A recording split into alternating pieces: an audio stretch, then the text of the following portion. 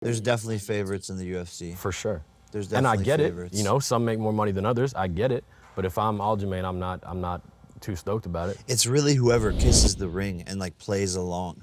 You know, it's people like Daniel Cormier who just suck up to Dana and just say yes to whatever it is that he wants to do for his whole entire career because Daniel wants to play that long route and then eventually, you know, Dana wants to make him a commentator because Daniel has just always said yes, yes, yes, yes, yes, and followed along and never questioned anything. He leans into that villain role a lot. You've done that a lot. I think you guys have some common ground. I think, Who? Aljamain. Oh. He's, I think it's safe to say, hated by quite a majority of the UFC fan base. And you've definitely dealt with that. It might be shifting in the past year or two, couple years, but I think there's a lot of commonality there where you guys kind of leaned into that role and you've made something out of it. You know, he's doing all right for himself. In the fight business specifically, there's way more money in being the villain. And so when you lean into that and you just become a way bigger personality in the space. Like people watch fighting for violence, so they don't want the guy who's like, yeah, everything's good, I respect. Do you feel like it could be like crippling or discrediting at a certain point though? Like if you do make like one mistake, like there's a lot more pressure, like you're walking on a lot thinner ice. I think it's good though. The pressure like makes you want to be better and work harder. And it's almost like you back yourself against the wall and back yourself into the corner to fight your way out of it. But like as a human though, like how do you rid the emotion of like him being in his hometown and a guy from a different country and him are fighting and everyone from his hometown is booing him? Like as a human being, like that just... I mean, that happened to me. Yeah, like does that not... And they said, like, I got booed in Cleveland when I was like fighting Tyron Woodley. That don't fuck you up a little bit? Like, this is where you from. No, I don't give a fuck. You know why? Because when I go home with a $1 million watch on and just drive in a Lamborghini, it's like, thank you, keep on booing. Like, keep feeding my bank account 100%. Yeah, so like... Some Like, no, people like, would like say that's a seriously, coke, though. Like, seriously, though. It doesn't ever feel soulless? Like, does it feel like... Bro, there has to be that role. And I've always loved that. I've always been, like, the fan of the villain. My favorite movie growing up, like, Dark Knight Rises, like, loving the Joker, loving Bane.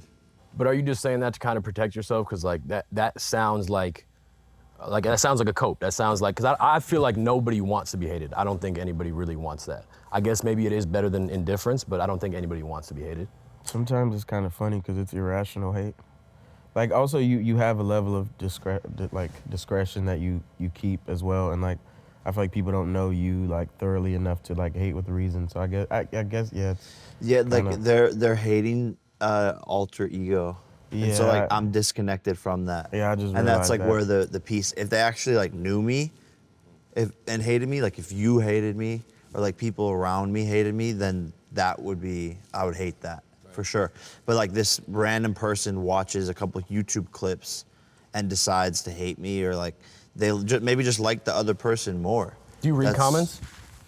I do and I don't. Like I think it sometimes like happens naturally, but I've definitely like stopped. I mean, at first when I was a 16, 17-year-old kid on the internet, I would find myself like reading the comments, but I only read comments and acknowledge comments that have some form of criticism that actually was voiced in like a proper way with merit and like reasoning behind it. Versus like kill yourself, like you probably got dropped on your head when you were a kid, like all that shit is like cool, like ha ha ha funny, or you're gonna lose, or this person, that person, this. But if someone like actually writes something out that like is an opinion, I would read it and taken a lot of those things into consideration like over my career. And I'm not afraid to be wrong or look stupid or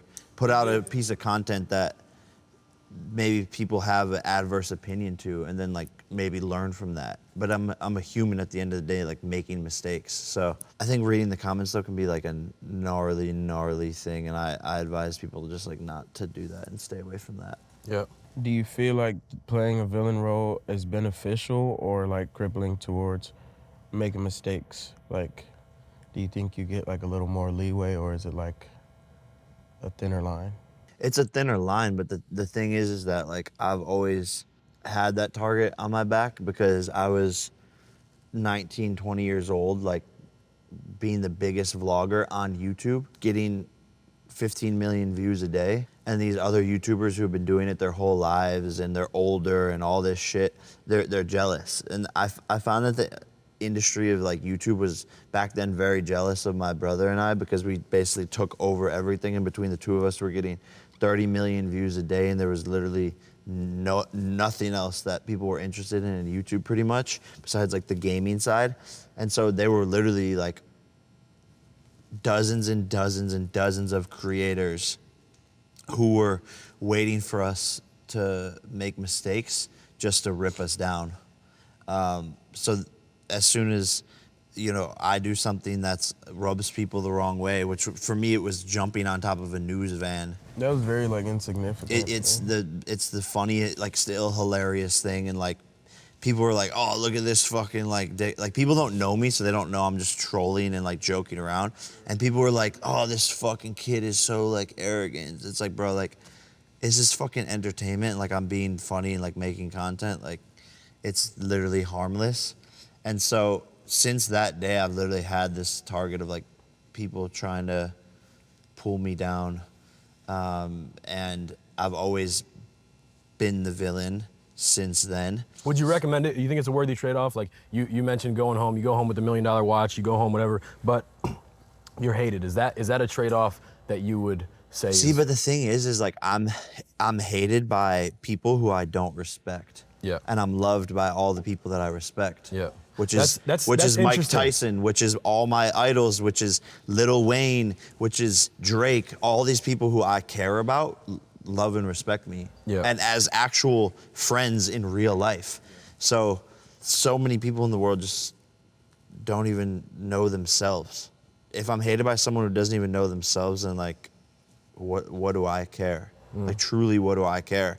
And I say these things and it like sounds arrogant, like, oh, the watch, the car. What I mean by that is like I'm working towards like freedom for my family, for my friends, to be able to support them and so that we could do whatever we want for their safety, so that we could have security guards, all of these things, like so we could have land, things that actually matter in this world, real estate, growing power, and that's why I do these things. So if 50 million people hate me, but my family is set for the next 300 years, hate me more, please. Please hate me more. Like, bring it all on. And that's what people don't understand is I'm literally playing a game, and I'm playing it better than everyone else as far as I'm concerned. Yeah. That's my age. So it's not to say like, oh, look at me, I have the oh, look at me, I have the car. Like, I don't give a fuck. Like, I'll throw this in the fucking trash. But what this means that I can do whatever I want when I wake up. I can go to Turks and Caicos in the morning tomorrow. I can retire from boxing.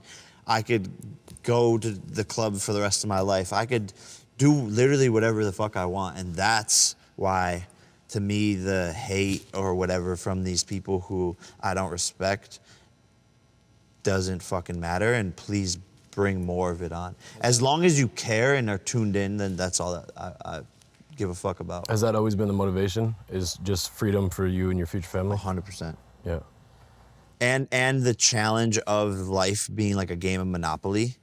And I've been around these businessmen and athletes and all this stuff since I was like 17, 18 years old when I went to Silicon Valley. And I thought it was really cool how these people would like build companies and such. And I was like, if that person can build such a massive company and make $1 billion, like I could do that too. And so for me, it's the family, the freedom, all this stuff. Like money is a tool, an asset, being able to do whatever I want, but it's also a purpose, a challenge to like, it's a real life game of Monopoly. Like, can you build this? Can you do this company? Can you make something that is worthwhile and changes the world? And to me, that's a fun game, and that gives me like purpose every day.